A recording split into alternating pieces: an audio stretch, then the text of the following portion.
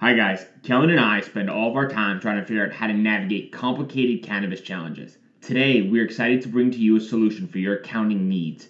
Navigating 280E, keeping clean books, and providing financial and accounting advice is a massive headache for so many businesses. End to End is a team of CPAs with backgrounds from the big public firms that specialize in the cannabis industry.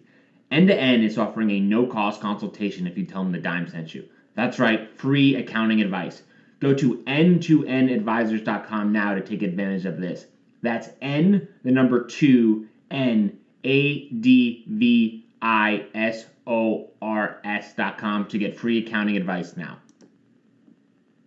The Dime is sponsored by Eighth Revolution. The cannabis industry has unique challenges, which means you need a multifaceted partner to help you navigate the landscape. Eighth Revolution has a team of experienced science and business experts to provide a unique analytical approach, providing services from capital to cannabinoid and everything in between. This is The Dime.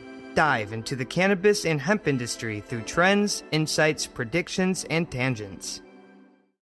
What's up, guys? Welcome back to another episode of The Dime. As always, I've got my right-hand man, Kellan here with me. And this week, we've got a very special guest, Jordan Highley, investor and educator. Jordan, how you doing? Welcome to the show.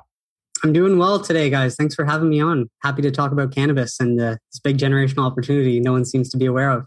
Yeah, and some people may aware of, and we're excited to kind of get the others that are not aware of a little more excited. Kellan, how you doing today? I'm doing well, Bryan. How about yourself? Doing good. Thank you. So I think before we start, Jordan, I think it'd be great for our listeners to get a little background about you and kind of what got you interested into cannabis. Okay, so I'll try to keep that short. I studied at university with the idea of becoming a teacher. So sort of communicating and teaching has always been something that I'd like to do and wanted to do. What got me back interested in cannabis, though, I would just want to say that, as a teenager in a culture where, you start drinking early in high school, and then there's cannabis, and you're told growing up that cannabis is what's going to kill all your brain cells. And then just by personal experience, like, well, that doesn't seem to be the case when I try one, versus the other. And so for me, what just became very interesting about cannabis was, returning to Canada in 2017. So I'll touch a bit on that in a moment, but returning to Canada and seeing that it was going to be a reality that in Canada we were legalizing. And that was a process that was being done. Now, just to backstep a bit, I said I studied to be a teacher, and then I could have gone to teacher's college in Canada for 2 more years. So it's like I could have paid for more training to become a teacher, or I knew that there was the opportunity to go teach English in Asia. And that just caught me. I was like, I thought about it a lot, and I was like, that just sounds like a better play to go get paid to teach, to learn, actually do it, and then get to travel and all that. So I took a different path. And that's sort of probably what's kept me on a different path than most people now. So yeah, I went to teach in Asia. And then I just want to say that I think this is really cool also, just that didn't realize it at the time, but I had just a good saving habit. I decided to save half my paycheck every month and then live off the rest. So after the 2 years in Korea, I had $30,000 saved and didn't think of it as a skill at the time. Even my ex-girlfriend was like, you're just so cheap. And I was like, no, this is a good habit. Hopefully I'll be wealthy someday. But then, so just the whole idea with that is that after the year teaching abroad, I had saved up so much. But the first thing I did was I invested some in Canada through a financial advisor in mutual funds, like the classic way. So we'll get back to that later. But that's just something I did initially. Then I went to travel for a whole year with 20 grand. And that sort of just opened my eyes to the value of a dollar. And, how people everywhere are kind of the same, want the same thing generally, as long as, basic necessities are taken care of. So that just sort of took me around the world. And then I came back to Canada and cannabis was going to be legalized. So I think that's just a good bit of history on how I came to be self-taught investor and all that, doing what I do now. I just have a random tangent I have to ask. Were you part of the TOEFL program? No, not TOEFL, but I did United TESOL. Okay, my sister was part of TOEFL and she taught in Asia for 5-6 years. So I just figured I might as well throw it out there. You never know. Yeah. No, it's cool. They're sort of similar in that they're required to get into Japan, China, and Korea, some of the more restricted countries, I guess, for teaching, and because they'll pay you a better salary and all that. So they want you to have more training. But it was just such a cool experience. And I honestly had some of the best times of my life. So looking back, I was just so grateful I did that. But then I just want to take this point and then lead that into how I became an investor. Yeah. Because so I had that 10,000K I invested in classic mutual funds through a financial advisor. Because I just asked my dad, I was like, hey, I need to build some wealth. How do I do this? And so it was funny though, because a year and a half after that initial investment, I'd come back from traveling and decided to come home and just start over sort of thing.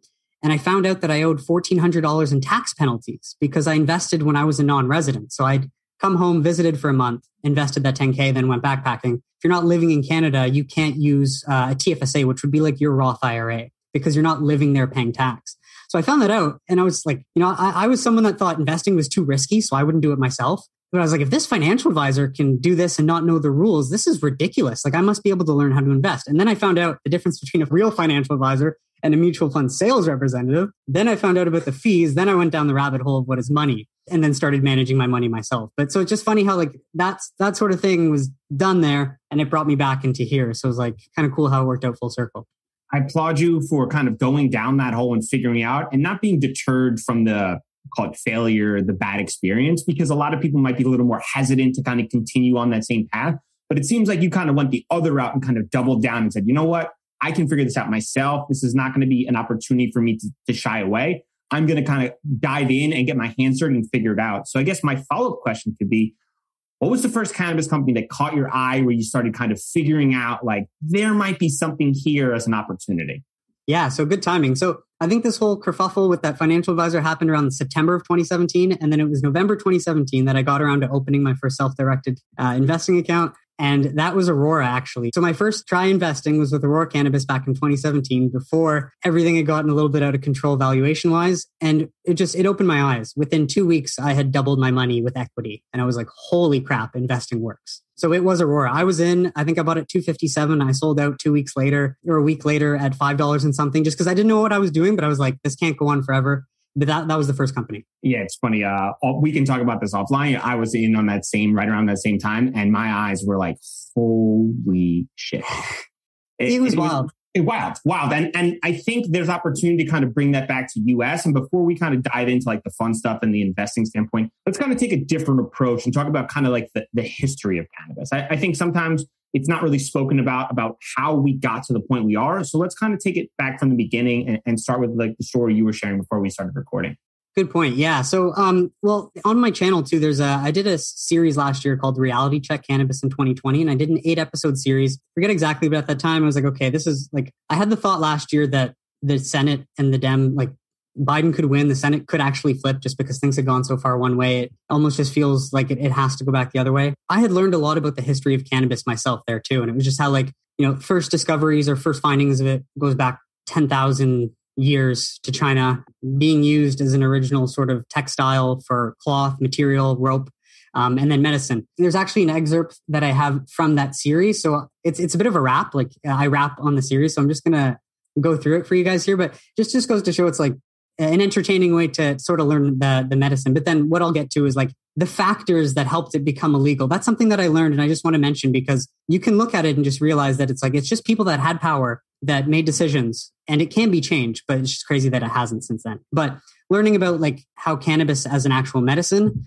over the years was just that was really eye-opening. And then even just my personal experience with it, seeing the data coming out now more and more, it just made me want to look, and it reaffirmed everything. But just this is it. So here's where it gets crazy. It's the OG anesthetic. If you're still numb to the pain caused over the years, it's pathetic. This man mixed cannabis with wine to get invasive in the skin. It worked. He realized it helps you heal from within. Discoveries of this magnitude were far and few in between. Arabic scholars figured out its effectiveness for epilepsy. At the same time, Avicenna found it to be effective treatment for gout, edema, headaches. This got published and repeated. And so then this is like 6,000 years ago to 4,000 years ago. Centuries later, used by Arab traders for asthma, malaria, and fever. From India and East Africa, the commodity was a keeper. Traveling alongside the Spanish, brought to the Americas, used practically for clothes and rope before the mass hysteria.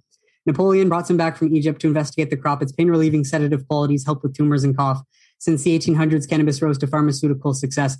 Irish Doc O'Shaughnessy deemed it had no negative medical effects. And so this was in the 1850s. It was introduced in the U.S. pharmacopoeia in 1842, actually, as well, because it was becoming popular in the U.S. By 1900s, more than 100 papers published its therapeutic uses for nausea, rheumatism, and pain. An over-the-counter solution. Cannabis was never seen as criminal, an idea totally absurd until it became associated with one little 4-letter word, drug. But so it just goes to show how like that's what anyone, hundreds of years ago, 200 years ago would think of the plant. And it's funny how we've been grown up to think of it as the complete opposite. And that's sort of the anomaly. I think that's really well said, right? And it goes into like the stigma aspect of it. And if you ask a large group of people, depending on where you are in the world, you're going to get mixed responses, right? You have some people who say it's a gateway drug. We got one of our favorites, the devil's lettuce, right? And you got my personal favorite, the governor of Nebraska. If you legalize cannabis, it will kill your kids, which I will still put up there on my favorite quotes of all time because it is just so ridiculous at the same so age. delusional. It's so delusional. It's wild. Yeah. And it's in this year, right? Like we're not even talking about something that happened 10 years ago, 15 years ago, current. So like for someone like him, who's hopefully knowledgeable about what's actually happening, to make a statement like that, that's so backwards is eye-opening. So I guess starting from the stigma standpoint, based on what you said, Jordan, how do we go forward and start educating people on the benefits of cannabis and start with removing the stigma? Because I feel like we can talk about the benefits, but people aren't going to get past that issue they have with thinking and knowing for so long that cannabis is just bad. That's a great question. I don't think there's no simple answer. I do think it's really a matter of individuals sort of choosing maybe, their own lived experience over the message, the common messaging in society. I also think too, it's like, I don't know about you, but I go through a lot of the studies and I see what comes out. And despite saying that, hey, THC or CBD seems to be very effective, all of these studies also say, but there needs to be a lot more looks into it. It's just like, no, at this point, we know THC seems to be the miracle pain reliever. And we know CBD is good for inflammation and other things. And like, I don't know, it's when our established institutions start to actually like take that seriously. And I think that will probably come from descheduling it because people need the government to do it first and all that. But like, it's going to take decades, not decades, but like, it's just generations. It's going to take generations. But I think the good thing is that at least, I don't know how old you guys are, but like we're pretty far into our life where I think any generation below us is going to be aware of what the, more truth about the plant versus people that are older than us. But I think, probably descheduling just because people, they want it to come from the government or from leadership institutions for it to be true sort of thing, right? So, Kellan, shed some light on that. I know we've been to some conferences a while back where there were representatives. And of course, we can't mention specifics or any of those kind of conversations, but it seems like the government's been interested in kind of learning more about this and how to regulate this. Can you kind of shed some light on that? Yeah, I mean, it was even 5 years ago. I was at a conference out in California that was strictly a science-based conference associated with cannabis, right?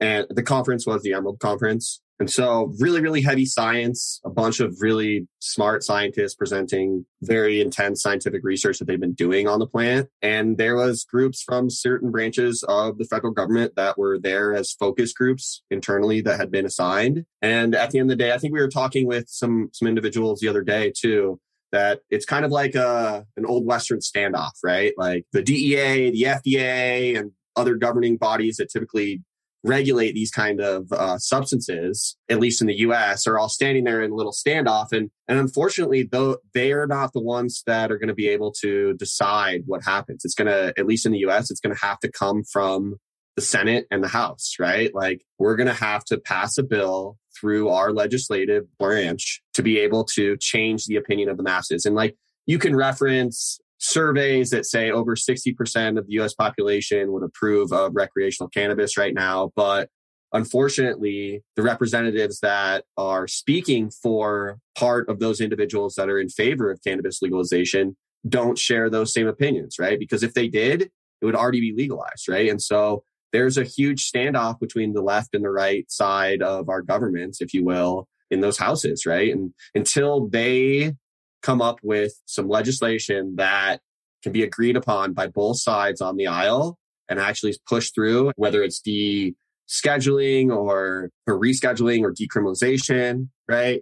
One of those two things, nothing is going to change from a mass cultural stigma. Nothing's going to change until that happens, right? And then when that happens, you're going to see all of these other governing bodies like NIST, like FDA, like the DEA, they're going to change all of how they behave. And then that's going to help accelerate and potentially be the huge catalyst that really, really drives the old way of thinking, if you will, from the last 60 years out of our society, right? And I'd like to believe that if the US does that it's going to be a cascading effect across the globe, right? Then Europe's going to be like, okay, maybe it's a good idea. And you're going to see all of these other countries across the entire globe kind of follow suit, hopefully, right? That's the idea. Germany's got an upcoming election on September 26th, and apparently 4 out of the 6 parties there are running on legalizing adult use cannabis because that's become a really big issue there. So that we're seeing that first and foremost. So I'm glad that you touched on that. And I think it's big to mention that the US is obviously the global leader. So what the US does, everyone else will follow. And just to touch on the history, 1961, I think it was a UN convention or there was some sort of thing, but this is where Harry Anslinger, who was in charge of making cannabis illegal back then, he basically bullied the rest of the world into following the US drug policy and said that if you don't do it, we're going to veto anything you try to get done. So don't even try. And so it's like when you think the laws are still in place based on that sort of mentality and that sort of negotiation, we just have to unlock that that next step to see what can happen. But I do think once the US does it, it's going to be a domino effect and be faster. It'll speed up the process. So let's kind of tie that into from an investment standpoint. The roadmap that Kellan presented to us obviously is going to take some time. Jordan, I'm sure you get flooded with this question, right? You keep talking about fundamentals. The numbers are great. My stock price is down. Yeah. Why? Because I want to quote Ben Graham, in the short term, the market is a voting machine, but in the long term, the market is a weighing machine. So yes, it seems weird that the fundamentals are so good and the share prices are down, but those don't always correlate. And that's where opportunity is actually found in the market. But I think the other thing to remind people, and this is where most people aren't going to understand it and they might miss the boat, is that the media, I think, is always going to push that federal legalization needs to happen for these companies to be successful. And if you're following that narrative, then you're going to think that the big opportunity would be to buy the compromise bill maybe next year getting passed. But I think if anyone's been a bit more focused and paying attention themselves, it is a state-led story, right? And states' rights do supersede, come before federal rights. So fundamentally, I think that's a very important thing to understand. And like you said, if you're living in a state where it's not legal, you don't know that. It's a different world versus states that are. So that's ultimately why, though, just because they don't correlate, but that's where opportunity is found. So I think if you've done the research and you've read enough on it, like I think you probably see what we're seeing as an investor. Yeah. And like, I think you said it really well about that's where the opportunity lies, because I think sometimes people are so short-sighted and looking for that instant gratification of, I bought this stock 6 weeks ago, and since then it's traded even and then down. I'm going to move into something more aggressive, crypto, one of these meme stocks, I think. I just want to use this to tie that to the example with your buddy. Your buddy also said stocks. It's like, hey, don't forget you're investing in a real company, not just a stock, right? So it's so easy to overcomplicate it, but like unconvince yourself by doing that, And if you even kind of continue on that roadmap where if you kind of take a step back, right, from an investment standpoint, and then take a step forward and think to yourself, okay, I invested in February, stock prices traded down, but New York, New Jersey, Connecticut, Rhode Island, Maryland, Pennsylvania, all of the East Coast is coming online. New Mexico, Virginia. Right. We're just like, this is just in the foreseeable future we're talking about. Like a small cluster of states are coming online. And New Jersey is going to be online November, according to Boris, I believe. So yeah, hopefully New York will get their stuff together. But it's good that Cuomo's gone because that might speed up the process too. Everything forward. Let's just move forward. Perfect storm. Yeah. But the thought process and the question I always pose to my friends when they ask me that is like, who do you think is going to get that piece of the puzzle, right? That piece of the pie when it gets split up? It's the companies operating in those states. And look at some of these numbers that they're projecting from a market size standpoint. I mean, these are massive, massive markets that are just currently untouched. And then all of a sudden, they're just going to hand out 20%, 30%, 15%, 8%. And those are just massive movements to these fish that are just massive already. And I think that's the part that's so wild to me is that like, if you take a more forward approach and more of a higher level approach and think about the future of what the space is, we're still in the first inning. Of course. Yeah. And I don't necessarily do a whole lot of future growth valuations like I imagine a lot of technical investors do with Tesla or Amazon, but I don't see why you would not put a cannabis company in that exact same category or even more potential growth, because 100% growth year over year, pretty evident for all of them still, in like their third or fourth year of operation. And then, like you said, they're just getting better. I completely agree. We might be in the second inning or we might have just gotten there, but it's still so early long term. But I think too, people often look back, right? And instead of looking forward, and that's their biggest mistake. Yeah. And it's just so wild too, because like these companies release these blowout earnings and people's first response is, well, the stock price went down. Yeah. Oh, exactly. Now, I got a question for you guys, actually, just to flip it. Sure. Are you guys getting a lot of good questions that poke holes in the thesis? Because that's one thing I'm always trying to get people to poke holes and try and find gaps in the story. But the only gap anyone can say is like, but the share prices are down, which is good because that doesn't poke any hole in the thesis, right? I've had one kind of conversation that's been reoccurring in terms of investing instead of trading cannabis stocks. Right. And the one kind of pushback I get from a lot of individuals that are more sophisticated than me is parking their money in a cannabis stock right now, because there's only one, I think, that technically pays dividends, right?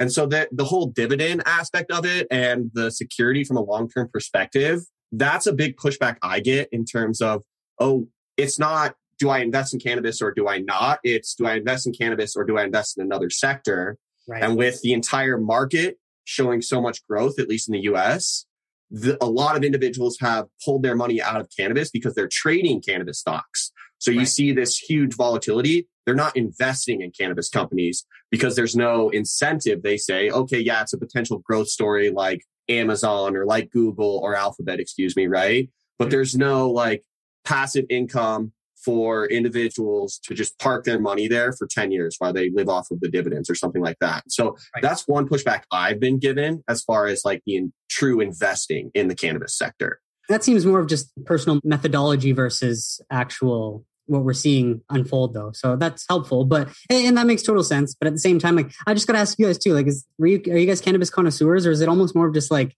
you want to right the past wrong and you want this to get done? And not to say that like you're letting your emotions get in the way, but like, it just doesn't seem like anything can stop this as it keeps picking up steam. That's one of my biggest fears, is that like, I feel like sometimes my circle gets kind of like a lot of confirmation bias, and that kind of gives me some hesitancy. Same part, like I'm thinking about it and it's like, I am emotionally tied to this, which is probably the first reason you got to like tell yourself this is not a good thing. But then I think about it and look at the fundamentals and think about a forward approach. And then I tell myself, I'm like, all right, like whatever emotional fears that I have, make sure that it's a sizable portion so that it's diversified against my overall approach. And obviously different risk profiles for different people, and everyone should consult an advisor. But the pushback that I get often is it's the Canadian reference. Well, Aura and Canopy, they were doing great and now they got murdered. Why is the US going to be any different?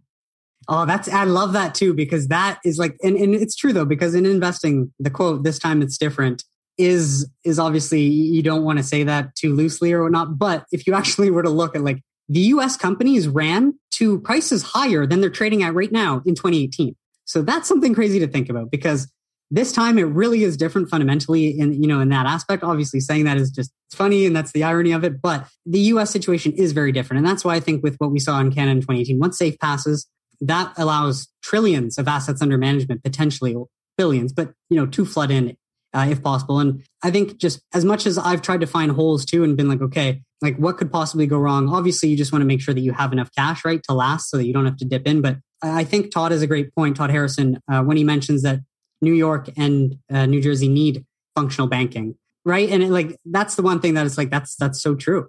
And I don't think you can really argue that. And so that's one thing that at least that's the best case. I still think SAFE's a matter of when, not if, right? But it's just, that's got to come for that to come online. So continue on that thesis though. Like when someone asks, Jordan, why is it different this time? Why is it different than Canada? Why is the US different? What would you say to that? Well, so it's the amount of money that these companies are actually making on the ground. So in 2018, I recall Canopy, I think, was making maybe $20 million. Freya might have been making 25, or like in revenue. So not even earnings. And when Canopy was making 20 million in revenue, they were valued at $20 billion, making 20 million in revenue. And then like Canopy on August 6th, they just posted their numbers, 134 million or 136 million in revenue. They posted a positive net income just because of some of their biological assets, I'm sure. And then, a loss of cash flow, loss of this. And then you look at Curaleaf, valued at 8 billion, posting 320 million in a single quarter. It's just like, it is night and day. It's just because since 3 years have passed, two groups of companies, Canadian LPs and US MSOs have been operating. Canadian LPs have been, growing a ton of cannabis for a market that they can't sell all that cannabis to, and therefore losing money versus, like you've explained, the new markets opening up as these more efficiently run US MSOs are actually not, burning the money that they've been given, working with what they have and, not biting off more than they can chew. And we're just seeing the fruits of that labor. And so you do have to take that step back and see that big overall view. But I think if you can identify that, then the writing's on the wall. Yeah, I think it's also important to mention that I've heard that Curaleaf has actually had inventory problems in the US in terms of not being able to grow enough cannabis to supply some of their markets in different states. Wow. So it's a complete opposite problem. Exactly. And you just have 10 times the people. Yeah. So many people. That too, yeah. Like California has more people than Canada. That is something people just don't, California, fifth largest country in the world by GDP. It's like, people don't grasp that, right? Like they don't grasp that concept. And another concept I don't think is understood enough is this whole vertical integration scheme and this inability to kind of operate like economies of scale. And I think we've talked about this a bunch on this podcast, that like, this is just another hurdle that the cannabis operators have to fight through, that are going to have to change their business line. And when they do get these kind of chains released and they're able to kind of double down on what they do best, then you can really see core competencies and unique selling points kind of start to shine through. And then you can see the real growth happen, right? Like right now, they're making handover, like just outrageous amounts of money. Like Kellan was saying with Purely, they don't have enough product to keep on the shelf. Like that's just an insane concept. And then here we are on the East Coast. We don't even have dispensaries open. We don't know when from a New York standpoint, hopefully soon, like you said. And this is the part where it's really attractive. And I guess coming back to you, Jordan, when was the last time or in history, what other sort of opportunities do you see that you can kind of associate with something like cannabis? Yeah, I think it's a good point you mentioned is that I think most people don't comprehend the scale because it's really difficult and you have to almost practice every day to try and get that into wraps. But I do compare this to like tech in the late 90s. And obviously I wasn't alive or versed in investing then or whatnot. But I remember saying as a teenager, like when I'm an adult, like I would not have missed out on investing in Apple or Amazon, even though I didn't know anything about investing. For some reason, I remembered saying that to myself. And I'm glad I said that and I remember that because it almost stuck in like, just when I get older, if there's a big opportunity like this, then I want to make sure that I'm in and I'm not going to miss out because it's just like, being concentrated in an opportunity this potentially big, just based on all the fundamentals. That's where I would say someone who doesn't see this as a good place to park your money, time in the market's better than timing the market for such a big sort of opportunity. But yeah, I'd compare it to tech because, well, prohibition, like my thought too is you've probably heard me say this on the channel, prohibition only ends once in a lifetime usually. Right. And like, how lucky is that? But then the US is 50 individual prohibitions, 18 of which have sort of been, reformed. Only 12 or so are online. We haven't even seen the other 6 come online. And then you've got another 32 states. So how are we not going to be able to play this entire, the cycles of this industry for the next decade? I don't see how that's not an option. The opportunity there too is that from a retail investor, you have an opportunity that's never, ever been presented. Yeah. As opposed to any other industry, because right now I think it's like 4% of institutions actually are invested in the industry. And with this kind of growth potential to be able to participate in something that the big banks can't, that right there is a generational wealth opportunity in and of itself. You know what I mean? Because they're going to want in based on just the fundamentals of these companies. Yeah, I can imagine. And it's weird seeing all of how, whether banks are not allowing people to buy. But then, so that's typically why we might see more selling because if people can't buy, more of a get impatient. But yeah, I think so. Anyone that has enough wealth or money, they're going to be wanting to get in the next 6 months. And that's why we're seeing all this momentum and probably some positive results of the lobbying effort we've seen over the summer so far. And it's just like, I just think it's going to carry on through. Yeah. I think it's going to surprise a lot of people. I think people have heard cannabis and they know about the opportunity. They might not be familiar with some of the bigger players, which they should check out your channel and listen to our podcast if not sure. But I think at the same breath, I think when they see the real fundamentals and they see the total size of these companies, they're going to be blown away by what they've been able to accomplish. And I wonder when we have that first outside industry acquisition kind of come into the space for just a ridiculous amount of money, I think that's when you'll see people go, oh, this is real. Like there's some real companies in here that are starting to really dominate the space. And I think that's going to be the biggest push forward. Yeah. And I don't want to sound too like, not to say, I'll say it first instead, but just like, we don't know what we don't know, right? So as a retail investor too, we don't know how high US capital, once they are allowed to get in, we don't know how high they can take this. And I'm not to say that they're, these companies are going to be worth 100 billion or anything like that. But if we look at Canada in 2018 and these companies were making 20 million in revenue and they got up to 20 billion worth of valuation, there's no reason to believe that when given the opportunity, these companies wouldn't re-rate, shoot up to high 30, 40, most probably more because they're in the US and because the numbers are so much better. It's just, because it hasn't happened, we can't imagine it. But I do think, like you say, it's going to surprise people because it's going to be quick like it has in the past, right? When it happens fast. Very and fast. You don't want to be chasing, you want to be in. So yeah, that's sort of, I see it that same way.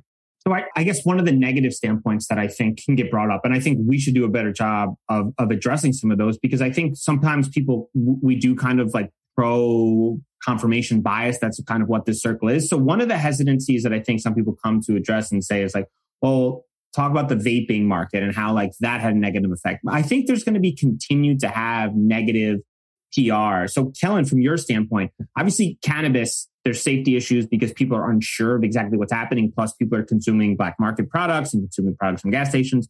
Is there any hesitancies from your standpoint that safety could be a reason or health concerns could be a reason that cannabis never makes it to the valuation Jordan's talking about?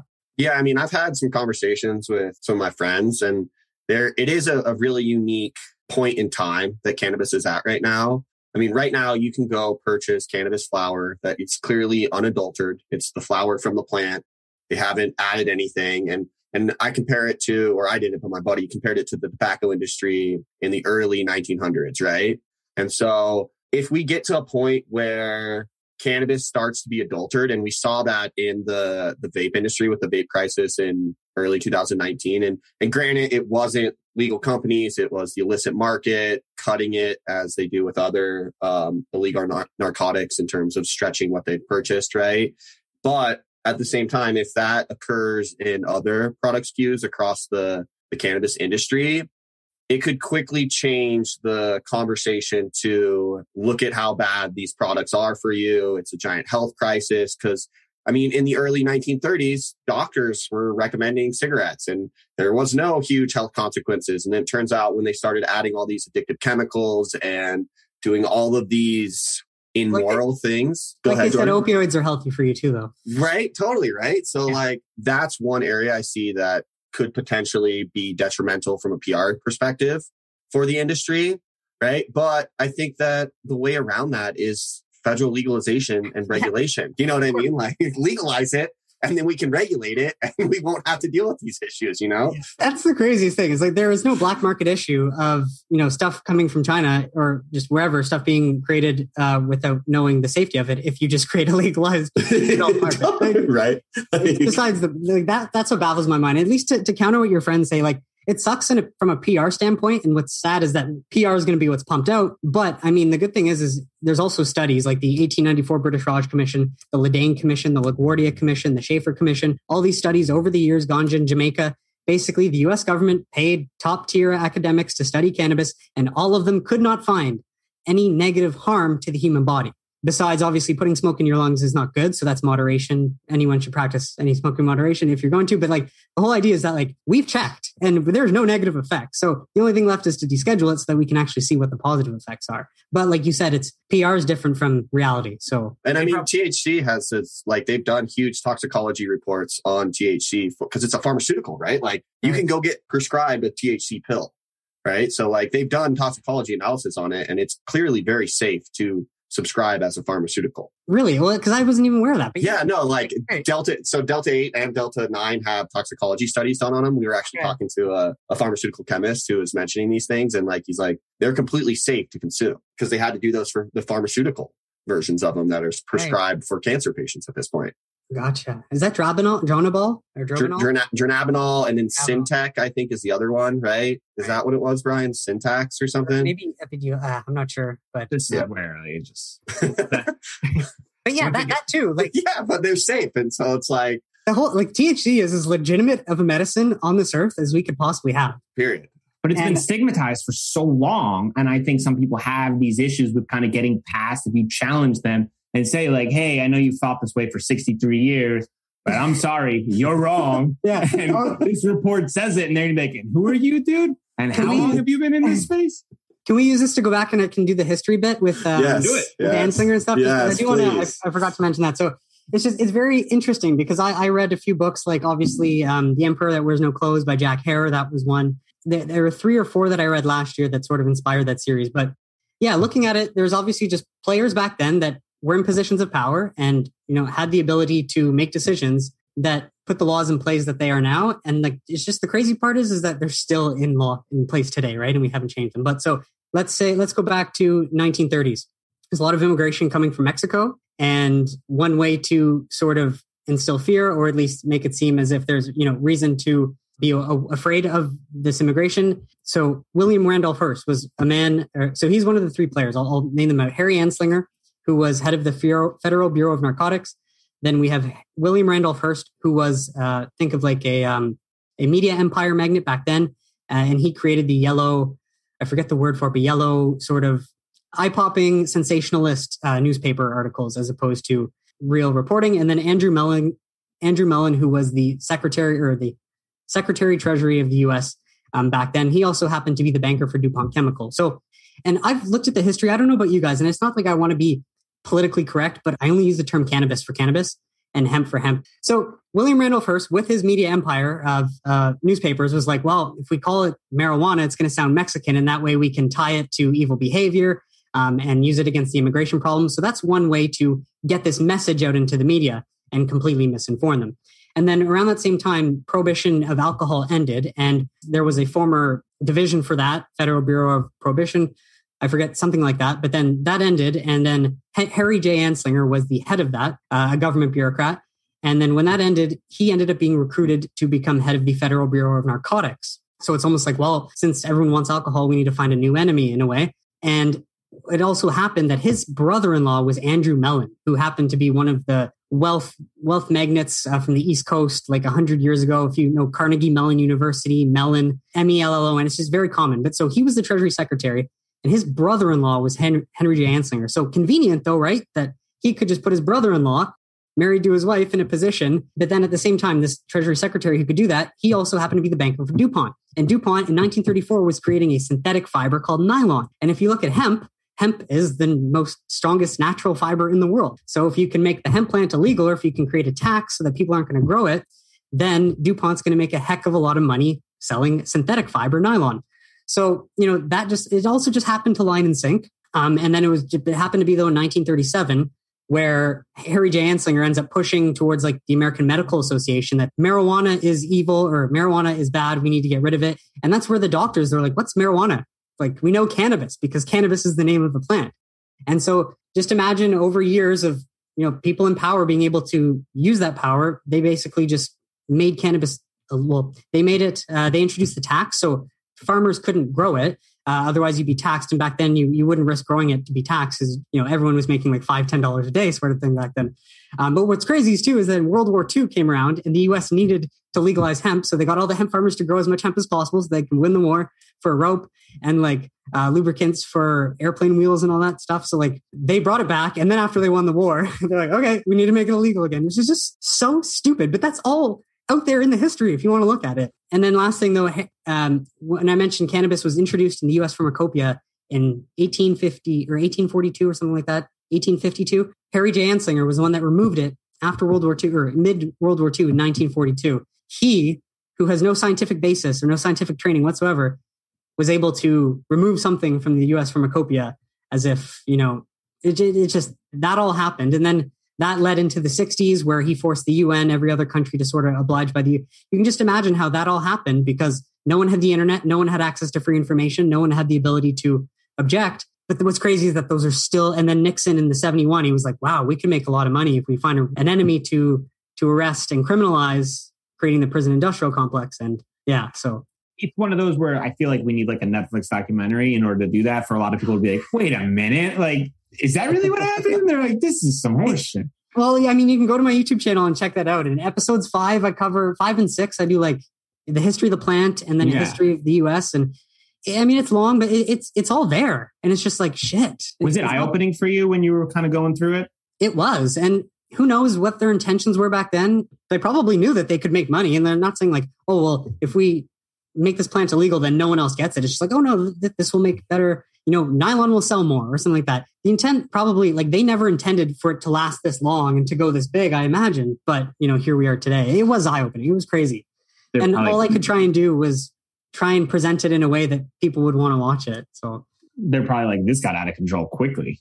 Yeah, it does. Like, we just think when no one does anything to object, right? And just to think, like, if individuals hadn't started pushing and, fighting for cannabis legalization themselves in individual states, how much, we wouldn't be where we are now. So it's all about the individual on the ground willing to say, no, this is crap. Cannabis has helped me. And, I want to get that story out there. So let's go back to the individuals, right? I think a question that Kellan and I always get asked that we'd love for kind of your insight on is from a fundamental standpoint. We've got all these different companies operating in the cannabis space, specifically here in the US.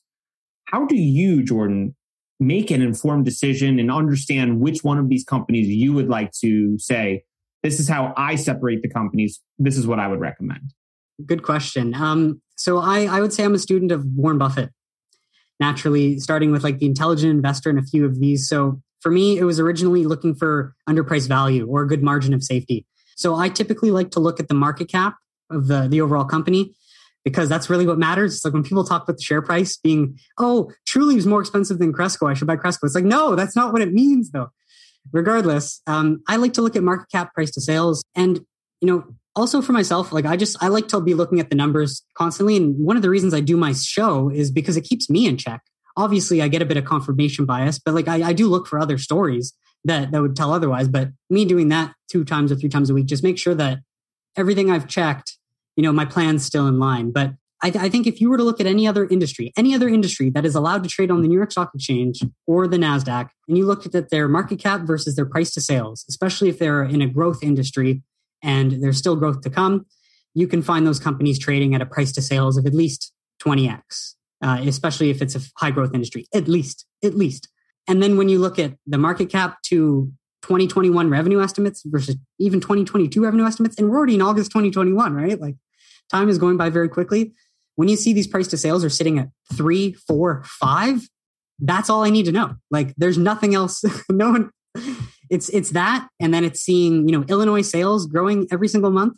And man, it's just that Colorado blueprint, seeing what Colorado has done from 2014 to now. It's safe to say that just based on the fact that people have always consumed cannabis, and it's not like they're creating a new market for a new product. They're just creating a legal one. It's a no-brainer. But that's really the one main metric I look at. Obviously, you want to see what earnings and all that, but I'm not trained in finance. So I like to just know that these few boxes are checked on the ground, and that's enough for me, I think. I think that's really well said. So let's continue on that route.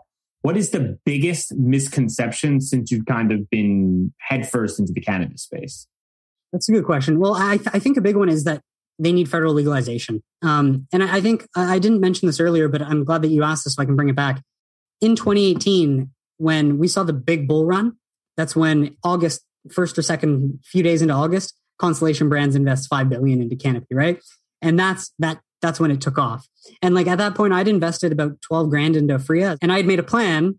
I told myself, hey, Jordan, when on October 17th, you're going to sell all of your shares. And then October 17th rolled around and I didn't know anything. I got greedy. I was like, no, this is going to keep going up, classic mistake. But the whole idea for me was like, as long as I don't sell, I won't lose anything. And, it was a long process, but again, I'm glad I held out and I averaged down and whatnot. But that whole point saying is that like, I think people are going to think in the US, federal legalization is going to be that big moment that Canada had. But we know as investors that I think it's safe. It's allowing the capital to flow in. So I think the biggest misconception is just that as time goes on, I think federal legalization is going to take longer and longer. And at the same time, when 91% of America wants it legalized and we're technically living in a democracy, I think at some point you got to make the rules line up with everything too. So like, I imagine they're pushing for that, but regardless of how long that takes, I think the biggest misconception for investors is just keep educating yourself and just looking into why SAFE is that big catalyst and not federal legalization. But I do feel that when SAFE would come, we might see the numbers go super, super high, like overvalued, come pull back down. And then that, whenever that date of legal, it's the same thing. It's a cycle. And I think the biggest misconception is that it's a one and done thing too. Like you can probably play the cycles in the coming years sort of thing because we have so many different separated markets coming online and stuff. So it's just, yeah. I would love to see an article that summarized what other aspects 90% of the United States agreed on, because I don't think there's going to be many. I just don't think there's many things. I mean, you could probably find maybe one hand's worth of items, and maybe we should spend some time on the internet looking to see that. But I'd be curious to know how many there really were. Maybe you shouldn't raise your kids to lie. That's probably one thing 92% can agree on. Maybe. I don't know about this data. Right? Maybe. There'll be some research study that says like lying is like good for your kids. It keeps your feelings safe, right? Right. Something like that. Like, well, you hurt her feelings. So like, yeah, to lie. All right. Continuing on. Before we do predictions, we ask all of our guests, if you can sum up your experience into a main takeaway or lesson learned to pass on to the next generation, what would that be? Learn to trust yourself. Again, I think that's a big thing. Like being able to become a clearer thinker and think critically, and then being able to trust yourself. Because believe me, for the 2 years that I had invested in Freya and then, began averaging down, that was me basically building the stomach to be an investor, but testing everything that I had learned, reading The Intelligent Investor and all these different books. And it wasn't easy, but the moment that Freya went from, $3 in March to $35 last February, it sort of made it all worth it.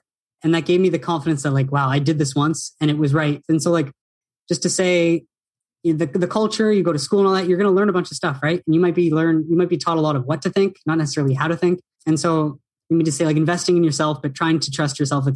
I don't know. The more we get older, the more we think that all the answers lie out there, right? But if you can just find the data and do the digging yourself, I think it's just very worthwhile. So just flex that muscle as much as you can, because when you're right, it gives you that confidence and you can keep building that snowball. Well said. All right, it's prediction time. What is the number one lesson that either the U.S. or the individuals operating in the U.S. can learn from the Canadian process of cannabis? Don't allow a big tobacco or a big alcohol to get involved. My one thought is just like, obviously now we want to see this happen because cannabis should be legalized for, personal choice and just the freedom of that. But like every other industry that becomes corporatized, that's my one worry down the line. So maybe just like, let's just say, keep doing what they're doing. Like what we saw in Canada, it can't happen though in the US. I don't think that's possible. So I want to say that actually, maybe that's the answer, but stick to your guns and trust your gut, because what they've been doing seems to work fine, right? So like, also, you know what? It's just like kill them with kindness, because I think that's the best thing that they've done so far, but they're doing it as best, like that's how you got to do it. So Kellan? That once federal legalization occurs, it's not just going to be like you can go buy pot anywhere you want, or you can go get cannabis anywhere you want. And if you're an operator, if federal legalization happens, it's not like the next day you're just going to sell out every single day moving forward. That, I mean, you're still going to have to build a solid company. These companies are still going to have to figure out where to put their best people in what positions, and they're still going to have to run sound businesses. But it's just going to be a relief that once it does occur from a federal standpoint, but it's not going to change everything overnight, having federal legalization occur. No, I would add too, though, like individuals, let's get these nonviolent drug offenders out of jail. That's huge. Unbelievable. Because listening to, it wasn't your podcast, but it was another one recently with the D'Angelo brothers, and just saying how like, that's not the case where they just get released. Like it takes time, and it should be the people that put them in jail that should be the ones taking initiative to get them out. That's not the case. No way. So that should be the priority, even like right now in every state that is legalized. For me, I'm going to go with the fact that like, even in Canada, when they were operating in 2018, the industry is still so early. There's still so much to learn, to uncover, to understand in order to improve. And I think patience is going to be such a crucial factor, where I think there's a misconception where it's like, oh, you're in cannabis, you must be doing really well. And I think that's kind of a misconception that people don't realize, is that the industry is hard. There's all these additional challenges, and it's still so early that it's not as established, where there aren't these normal practices like in tech or in oil and gas. And I think if you're out there and you're wondering about being in the space, it's still very early, but there's still all these challenges. So I think you can learn from what Canada did, but I think the US is going to make a ton more of their mistakes. And I think we're still so early, and we've got a ton more mistakes to continue to make. 100%. And we're still in the first inning. Like that's what's crazy. Agreed. Yeah. Cool. So Jordan, for our listeners that want to get in touch, they want to learn more, and they want to see your videos, where should they go? They can check out my content on YouTube. So the channel is at Make More Capital. I do 3 episodes a week right now. So Wednesday, Friday, and Sunday. Typically Sunday is the good one with This Week in Cannabis News, but there's just so much news. And so I just try to pump out whatever I can. And again, it helps me with the research. But other than that, if you're on TikTok, I actually go by Highly Invested. So it's a different handle in there. Instagram, Make More Capital. And I had a podcast too called Highly Invested. So people can check that out. But that was more of like my entrepreneurship journey, and same idea you guys are doing, communicating with other like-minded people to learn and just share the knowledge. So all those places. We'll link that all up in the show notes, and we'll have to have you come back on, and when we get some good announcements here and kind of dive into the fundamentals. So appreciate your time. Thanks, Jordan. Thank you guys for having me. It's been a pleasure. And yes, after SAFE, let's do that. So then we can yes go over that, but then also prepare that like there's still going to be lots to come, because there's still so many states that haven't even gotten started. So right. We can all be here celebrating with champagne as our stock prices just go right down. And cannabis.